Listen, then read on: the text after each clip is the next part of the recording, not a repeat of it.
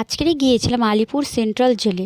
তার আগে বলে রাখি, যারা যারা এখনও পর্যন্ত এখানে যায়নি তারা একবার হলেও ঘুরে আসবে, তাহলেই বুঝতে পারবে যে আগের বীর যোদ্ধারা আমাদের জন্য লড়াই করেছিল বলেই আমরা এখনও পর্যন্ত সুস্থভাবে আছি এবং স্বাধীনভাবে আছি।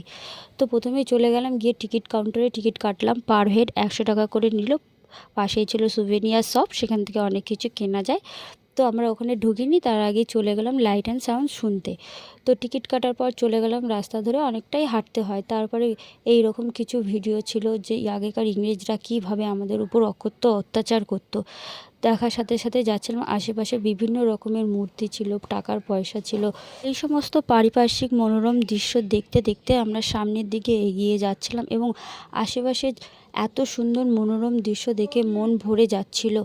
যেতে যেতে দেখছিলাম যে কত রকমের মূর্তি তৈরি করে রেখেছিল এবং পাশেই ছিল জেল। এখানটায় আমাদের সব বীর যোদ্ধারা বন্দি থাকতো, তাদেরকে আটকে রেখে দেওয়া হতো। পর পৌঁছে চলে গেলাম লাইট অ্যান্ড সাউন্ড দেখার জন্য নিজের সিটে।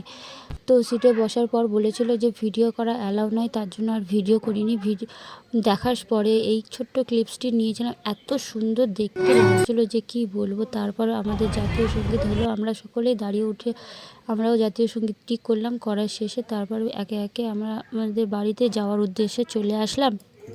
চলে আসার পর কিছু খাওয়া দাওয়া করলাম। খাওয়া দাওয়া করার পর বেরিয়ে পড়লাম বাড়িতে যাওয়ার উদ্দেশ্যে। যাওয়ার সময় টিপ টিপ করে বৃষ্টি পড়ছিল, এত সুন্দর লাগছিল যে কী বলবো।